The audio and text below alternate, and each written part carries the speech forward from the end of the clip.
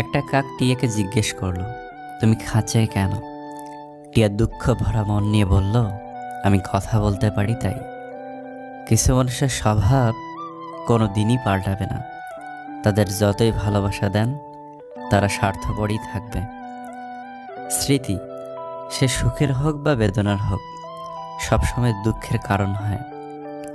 ভাগ্যকে রবের কাছে দোয়া করে পরিবর্তন করতে হয়। রবের কাছে চাওয়া ব্যতীত কোনো কিছুই ভাগ্যকে পরিবর্তন করতে পারে না।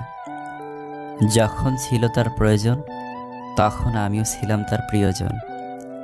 মন কখনো ভাঙে না, যেটা ভাঙে সেটা হলো বিশ্বাস। দুনিয়ার জীবনটা রবের ইচ্ছায় কাটিয়ে দিন, পরকালে জীবনটা রব আপনার ইচ্ছায় সাজিয়ে দেবেন। মানুষ যতই দামি পোশাক পরুক, যতই সে মেকআপ করুক, তার আসল সৌন্দর্য লুকিয়ে আছে চরিত্রে, ব্যবহারে ও তার কর্মে।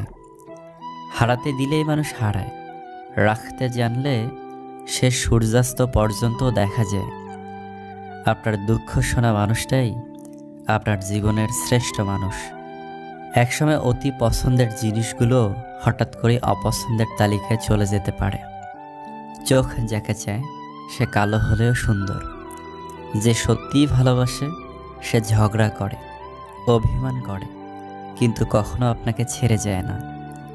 আপনি তখনই কারো বিরক্তের কারণ হয়ে যাবেন, যখন আপনি অতিরিক্ত ভালোবাসা প্রকাশ করবেন।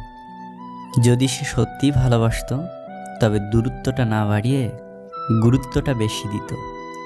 সবচেয়ে কষ্টের কাজ তো এটাই, যখন প্রিয় মানুষটা নিজের হবে না জেনেও নিঃস্বার্থভাবে তাকে ভালোবেসে যেতে হয়।